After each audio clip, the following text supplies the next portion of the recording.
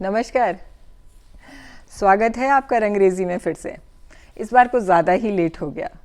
Late होने के कारण हैं, बहुत वैलिड रीजंस हैं और एक तरीके से आपसे क्षमा मांगूंगी कि इतना ज़्यादा डिले हो गया।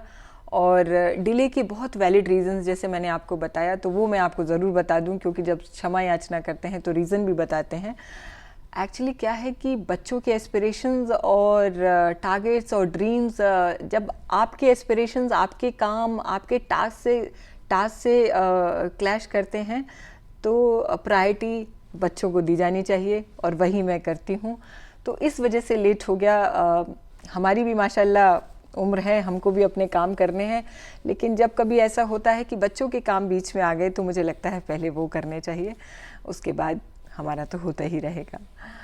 तो नए साल की बहुत सारी शुभकामनाएं आपको। 2020 ख़राब गया था, 2021 गुनगुना गया, ठीक ठाक गया। हमने डेलिबरेटली उसको ठीक करने की कोशिश की, अपने ओवर एंथुजियाज्म से जितना कुछ कर पाए सो कर पाए। बहुत ज़्यादा लिबर्टी तो नहीं दी हमें नेचर ने।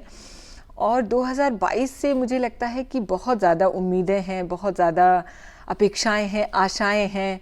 हालांकि ओमिक्रॉन का हल्ला बढ़ गया है, लेकिन मैं सोचती हूँ कि अगर हमने एहतियात बरता और पिछली गलतियों से सीखा तो पार कर जाएंगे। तथास्तु एवं अस्तु। तो आते हैं मुद्दे की बात पे कि क्या लिखा है मैंने और क्या सुनाने जा रही हूँ आपको। बहुत लाइट सा इंटरेस्टिंग सा पीस लिखा है। लाइट इन द सेंस कि मेरे पास बहुत कुछ है लिखा हुआ, लेकिन मैंने सोचा, मैंने इसको चुना जो मैंने आज रखा हुआ है आपको सुनाने के लिए, क्योंकि this is something very light and very dear to my heart.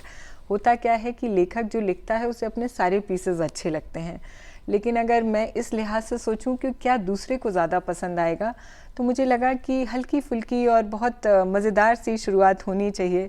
Nothing serious, nothing something stressful, और बहुत ज़्यादा कुछ ज्ञान भी नहीं, ऐसा कुछ मैं नहीं लाना चाह रही थी। तो मैंने जो लिखा है वो मैं आपको बताती हूँ कि it's not a definitely it's not a story, लेकिन ये थोड़ी सी भूमिका मैं आपको दे दूँ ताकि आपको समझ में आए कि आप क्या सुनने जा रहे हैं।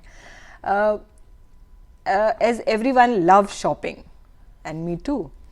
तो मैं being psychology student and I been lecturer also, तो साइकोलॉजी एक ऐसा सब्जेक्ट मैं मानती हूँ जो किताबों में बंद करके रखा नहीं जाता। आपके मास्टर्स और आपके कोर्सेज पूरे होने के बाद वो ताउम्र आपके साथ चलती रहती है।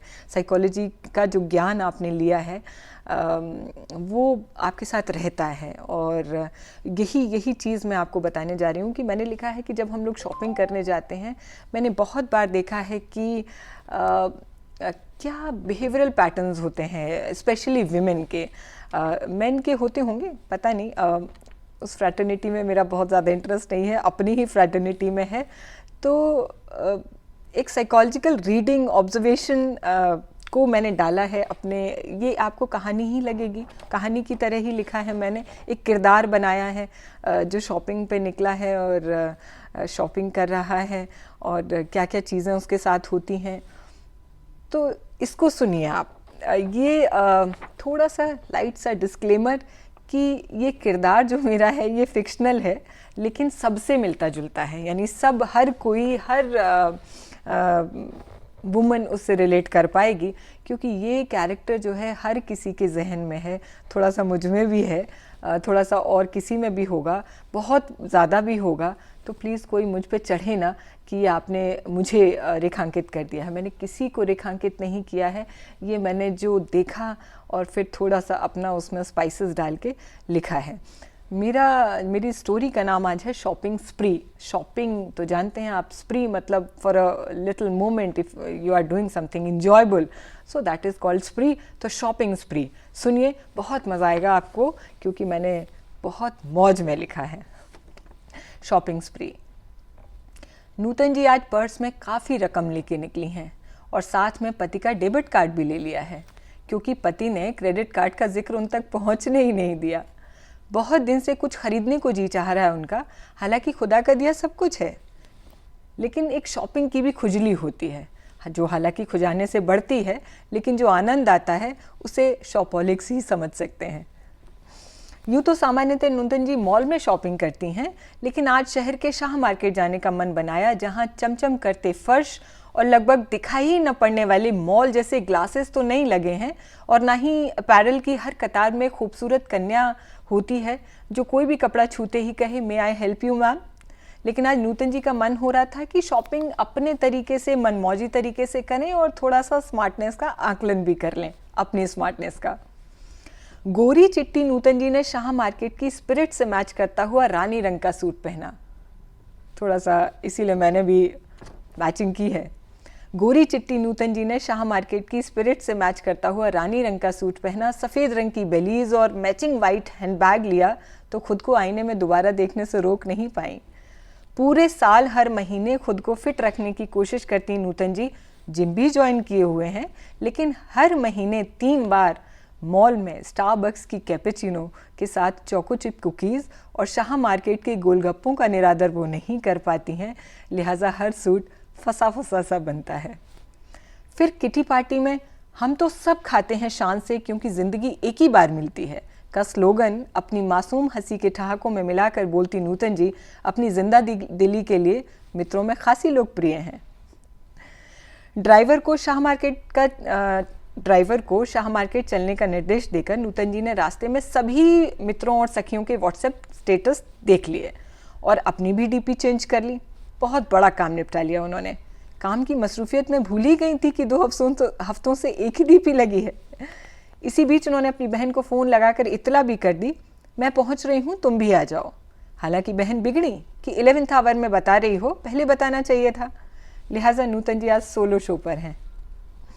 मार्केट पहुंचने पर हाई हील के अलावा भी एक और वजह है जिससे उनकी चाल धीमी हो गई। शॉपिंग का कोई सेट एजेंडा नहीं है। जब मंजिल का पता नहीं होता तो हर मील का हर पत्थर गिना जाता है वाले भाव से नूतन जी हर शॉप पर ठिठक रही हैं। कभी मोजरी जूतियों में डाले तो कभी बैंगल स्टोर पर लाख के कंगन चेक किए। चलते चलते सड़क किनारे लगी किताबों के स्टैंड पर भी फेमिना और इंडिया टुडे पर उन्होंने नज़र डाली तो पाया कि स्टारडस्ट में विक्की कौशल और कैटरीना कैफ के शादी के विवरण इंस्टाग्राम से ज़्यादा मौजूद हैं। तो खुद को रोक नहीं पाई और ख़रीद की पहली बोनी हुई स्टारडस्ट मैगजीन से। आगे बढ़ी तो ठेले पर शकरकंद भूनती दिख गई। Sweet potato is a very healthy snack का जुमला उन्होंने दिमाग में दोहराया और 3 पैक करा के एक पत्ते के दोने में हैबिट हियर ही कर लिया। पेट भरा हो तो सारे भजनों में मन लगता है। अब नूतन जी ज़्यादा आत्मविश्वास से शॉप्स में घुस रही थीं और कोई ना कोई मीन मेक निकाल कर बाहर निकल रही थीं। एक तरीके से सैडिस्ट हो चली थी नूतन जी कि किसी भी दुकानदार की किसी भी कन्विंसिंग टेक्निक को खारिज करके कुछ अलग ही उन्हें किरण बेदी से आनंद आ रहा था। शाह मार्केट के अंतिम छोर पर नूतन जी लहरा ही रही थी कि फॉन कलर का एक ट्रेंच कोट मैनिक्विन पे उन्हें दिख गया और उसी क्षण उन्होंने उसे अपनी ऑर्गेन्जा की ऑफ वाइट साड़ी में खुद को विजुलाइज कर लिया और महसूस की वो तालियां जो उसे पहनकर उन्हें किसी किटी पार्टी में शर्तियां मिलनी थीं। बस वहीं से उन्होंने 45 डिग्री का कट लिया और घुस गई शॉप में। नूतन जी को शॉपिंग का सालों का अनुभव है, लिहाजा जाते ही उन्होंने उस ट्रेंच कोट के अलावा सब देखा ताकि दुकानदार उनकी हसरत ही न समझ पाए। 3-4 इधर उधर की चीज़ें देखने के बाद उन्होंने ट्रेंच कोट मांगा तो शॉपकीपर ने मैनुकिन की तरफ इशारा किया। नितिन जी ने कहा दिखाइए, किंतु इस भाव के साथ कि जैसे कोई बहुत ख़ास तो नहीं है लेकिन देख लेंगी। दिखाए जाने पर वहीं वहीं लगे एक आदमकद शीशे के सामने उसे उन्होंने पहन के देखा तो उनका दिल बल्लियों उछल गया। रानी रंग के सूट पर वो फॉन कलर का ट्रेंच कोट खिलकर उन्हें देखने की चीज़ बना रहा था। बस अब बात प्राइस की थी और यही वो पॉइंट था जहां नूतन जी और दुकानदार दोनों ही अपने आप को खिलाड़ी समझते हैं। टैग पर कुछ भी लिखा हो, मोल भाव हमेशा किया जा सकता है और किया जाना चाहिए। ये सूत्र पकड़कर नूतन जी हमेशा शाह मार्केट जैसे मार्केट्स में घुसती थीं। ट्रेंच कोट का भी प्राइस टैग उन्होंने दरकिनार करते हुए कहा, कितने का है भैया? दुकानदार समझ गया कि लव एट फर्स्ट साइट का मामला तो है लेकिन ब्याह देर से होगा। उसने कहा, लिखा तो है मैडम। नूतन जी ने सिर पर रखे गॉगल और ऊपर सरकाए और कहा, लिखा तो कुछ भी रहता है, देने वाले दाम बताओ। शॉपकीपर ने कहा, अरे मैडम, ये मोल भाव वाली चीज़ नहीं है, जो लिखा है ना वही है। नूतन जी ने वहीं रखा दूसरे सस्ते टैग वाला कोट उठाया और बोली, इसमें और उसमें कोई ख़ास अंतर तो है नहीं, लेकिन प्राइस टैग इसका इतना मोटा लगा दिया है। वो क्यों? दुकानदार समझ रहा था कि पहली बॉल उसे ही डालनी पड़ेगी, क्योंकि मैडम तो फुर्सत से घर से निकली हैं। बोला, आप ही बता दीजिए कितने का होना चाहिए। नूतन जी को पहली आंशिक सफलता मिल चुकी थी, किंतु मैच्योर खिलाड़ी की तरह जीत को संभाव से लेते हुए उन्होंने कहा 4। दुकानदार इतनी तगड़ी बिडिंग के लिए तैयार नहीं था। बोला, क्या मैडम, यही पीस मॉल में 8 से कम नहीं मिलेगा और जीएसटी अलग से? नूतन जी ने तपाक से कहा, मॉल वाली फिनिश भी तो होनी चाहिए ना, ब्रांड का टैग अलग से होता है। मार्क्स एंड स्पेंसर के कोट 10 में भी ले लो तो खलते नहीं हैं, क्योंकि दूर से क्वालिटी नजर आती है। दुकानदार थोड़ा खिसे आया। बोला, मैडम, मार्क्स एंड स्पेंसर ही जाना था ना फिर। नूतन जी टारगेट से डिविएट नहीं होना चाह रही थी। बोली, भैया ताने ना मारो, देना हो तो बताओ। दुकानदार ने सिर खुजाया, अपने साथी से आंखों में ही कुछ बातचीत की और कहा, आपके लिए 4.25, बस इससे ज़्यादा कम नहीं होगा। नूतन जी समझ रही थी कि वो बस जीतने ही वाली हैं, सो एक और पासा उन्होंने फेंका। भैया, पिछली बार एक मरून प्लम टॉप में आपसे ले गई थी, उसमें आपने 1 रुपया भी कम नहीं किया था और मैं चुपचाप ले गई थी। आज उसी की भरपाई कीजिए। मैडम कहते हो, लेकिन हो तो मेरे मायके के ही ना, और मेरे भाई लगते हो। सेंटिमेंटल मोड पर नूतन जी ने शॉपकीपर को घसीट लिया था। अब दुकानदार को भी अपना EQ यानी इमोशनल क्वोशेंट शो करना था। हल्की टेढ़ी मुस्कान देकर बोला, दीदियाँ 100-500 के लिए हुज्जत नहीं करती, भाई की जेब में चुपचाप डाल देती हैं। नूतन जी को इमोशनल क्वेश्चन का फिगर फिर से हाई करने की तगड़ी चुनौती मिल गई थी, सो उन्होंने स्वीकार भी कर ली। उन्होंने पर्स में हाथ डाला, पति का क्रेडिट कार्ड दुकानदार को थमाया और बोली, भाई का भी फर्ज होता है कि दीदी के आशीर्वाद का मान रखे। 4.5 फीड करके मशीन दे दो मुझे। दुकानदार ने मशीन दी, लेकिन फिर भी एक आखिरी दाव खेला। दीदी जाती कर रही हो। नूतन जी मैडम से दीदी तक का सफ़र 25 मिनट में पूरा कर चुकी थी। मुस्कुरा के बोली, तुम्हारे जीजा जी का कार्ड है, उनका शगुन भी निकाल रही हूँ। नूतन जी ने पासवर्ड फीड किया और आखिरी तुरुप भी डाल ही दिया। बोली, ये नहीं देखता कि मैं हमेशा तुम्हारी ही दुकान पे आती हूँ। दुकानदार ने शॉपिंग बैग नूतन जी को थमा दिया था। अंतिम निष्कर्ष पर दोनों मुस्कुरा रहे थे।